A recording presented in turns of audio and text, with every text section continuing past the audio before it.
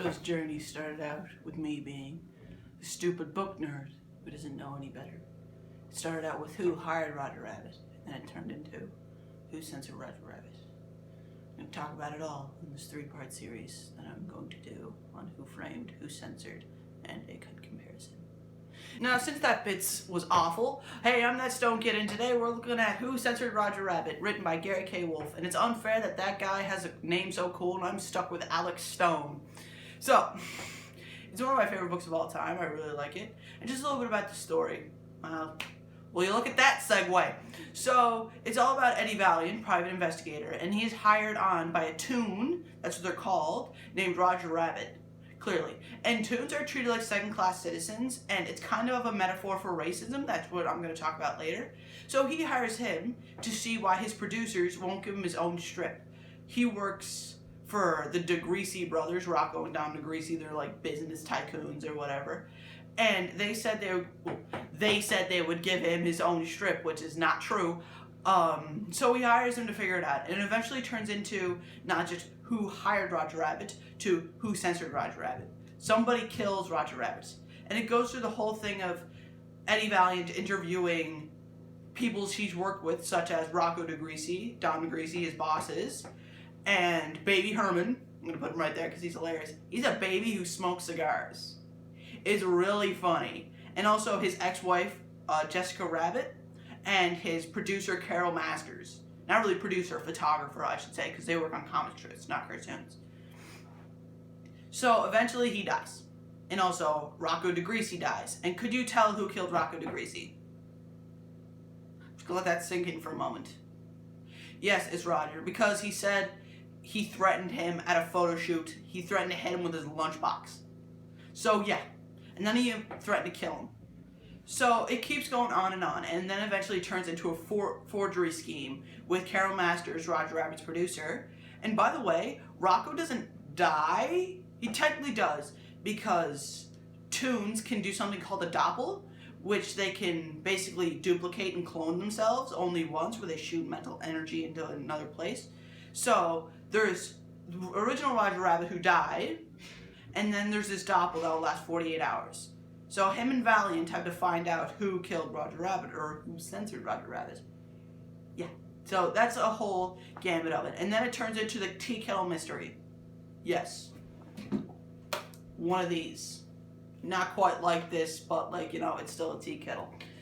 So when Roger and Jessica were going through their divorce, Jessica really wanted the tea kettle, but she forgot to take it. And also Dom DeGreasy wanted the tea kettle after Rocco died for some reason. And also Roger wanted it too. So it's all about just who gets it. Roger doesn't get it. Dom gets it, but Jessica doesn't. And they all offer their certain ways, because Jessica's really hot. That's all kind of like, yeah, Valiant. And Dom DeGreasy offers him a lot of cash to find it for him, and which he does.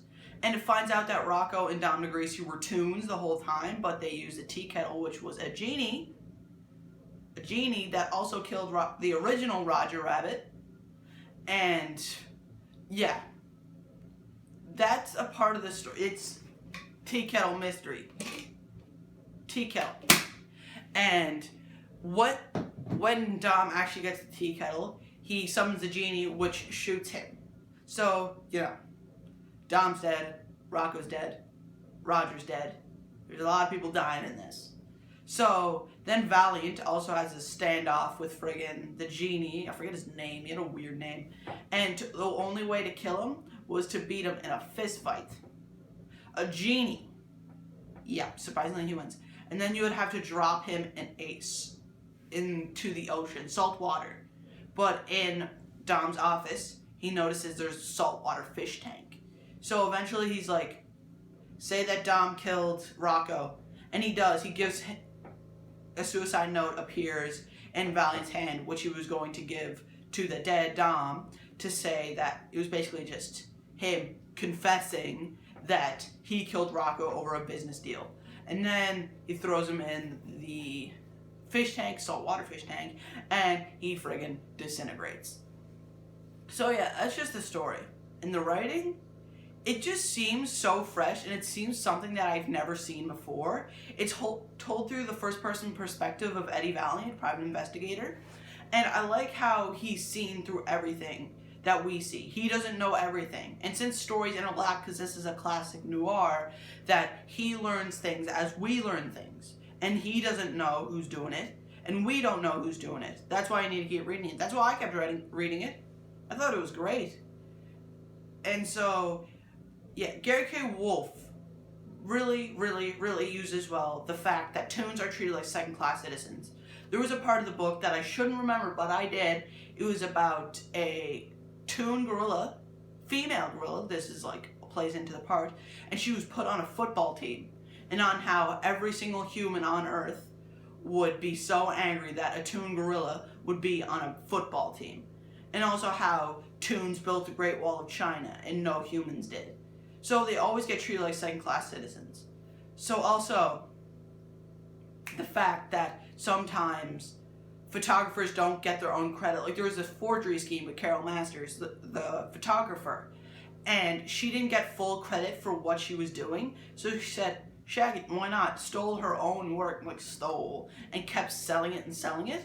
So yeah, like she was treated like trash, so she retaliated. I think that was a really good story thread, and there were so many, but they always kept in tangent with each other, and none of them were that confusing. And I'm going to talk about the characters. Eddie Valiant is a major alcoholic. In the book, he is a private investigator, and they're supposed to stay sober, but with clients, he drinks beer, bourbon, brandy, whiskey, and vodka, and scotch and soda. He's supposed to stay sober, but he can't.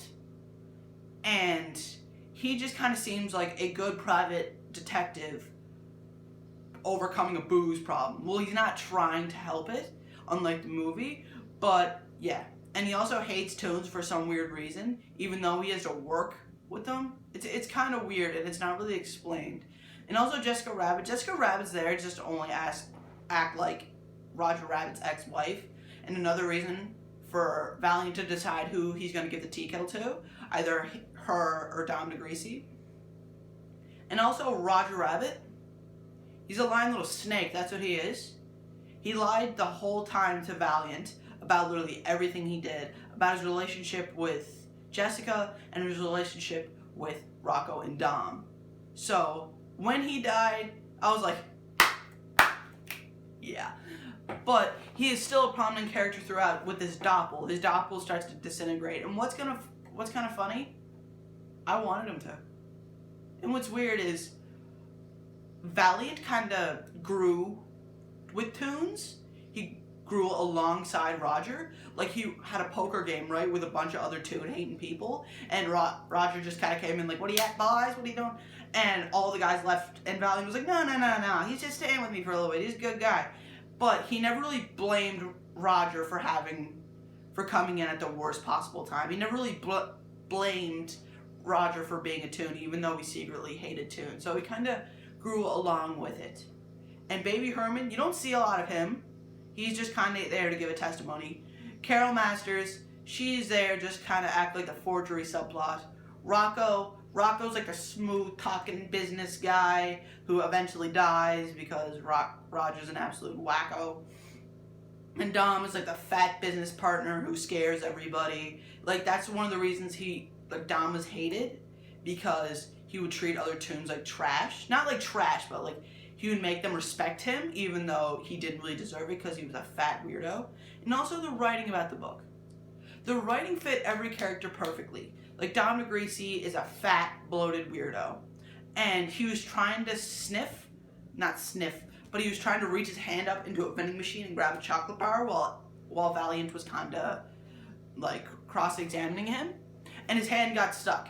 So Valiant pulled his hand out, and then he put, like, $2 in change into the machine. And by the way, this takes place during the 60s, just to tell you. And how it was written, it was Dom stabbed the buttons. So you could really see how he said it with force. He pushed the buttons with force. And how every time, like, Jessica would be there, it was kind of written in a calmer, more seductive tone. Like, it sounds weird.